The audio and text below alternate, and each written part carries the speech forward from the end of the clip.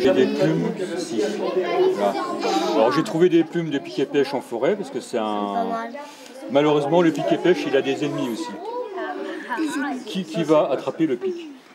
C'est peut-être ainsi que l'on devient naturaliste, parce qu'un adulte spécialiste de la biodiversité a un jour pris le temps d'expliquer la faune et la flore, la rareté de tel insecte, la fragilité de tel ou tel milieu, ou la beauté, mais aussi les dangers de telle ou telle plante.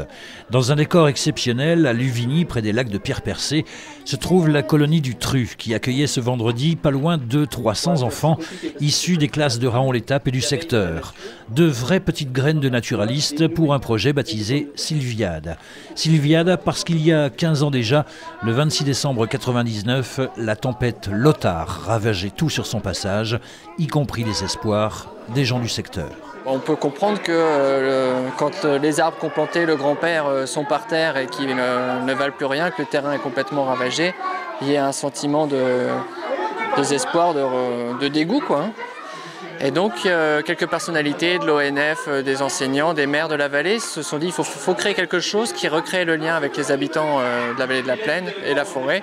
Et donc, ils ont créé les Sylviades, avec au départ toujours un peu la thématique « Quelle forêt après la tempête de 99 ?» Et au fur et à mesure, on s'est tourné plus vers l'environnement, la nature, et donc cette année particulièrement sur la biodiversité.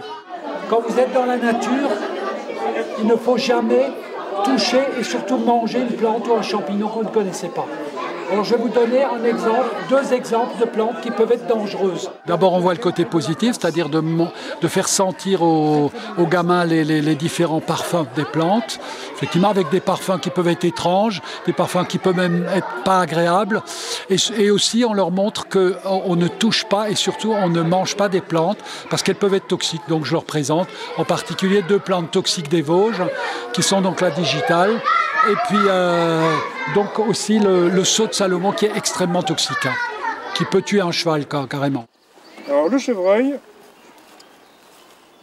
il a un cri bref, on appelle ça un aboiement. D'ailleurs c'est vrai, ça ressemble un petit peu aux aboiements de certains chiens. Alors écoutez bien le cri du chevreuil, l'aboiement du chevreuil.